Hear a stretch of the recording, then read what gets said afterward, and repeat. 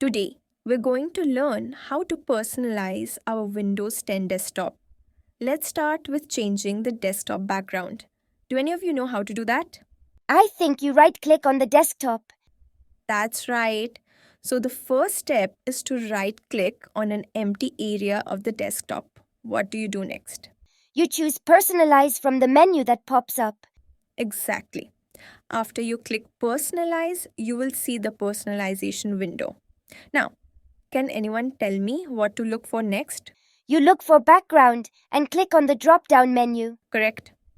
From there, you can choose a new picture from the pre-installed options or browse for a favorite picture on your computer. Once you find a picture you like, what's the final step? You click on the picture and it becomes your new desktop background. Perfect.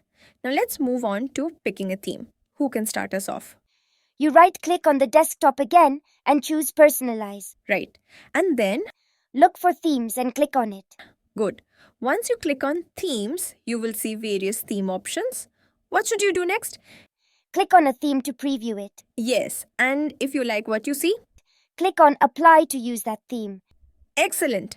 Now let's talk about customizing colors.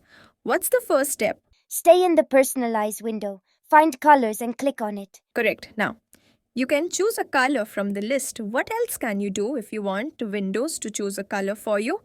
You can turn on Automatically pick an accent color from my background. Exactly. Now let's move on to changing the lock screen picture. What's the first step? In the Personalize window, click on Lock Screen. Just like with the desktop background, you can choose a picture or a slideshow for your lock screen. Excellent. Remember, personalizing your Windows 10 environment is all about making your computer a reflection of your style and preferences. Have fun with it.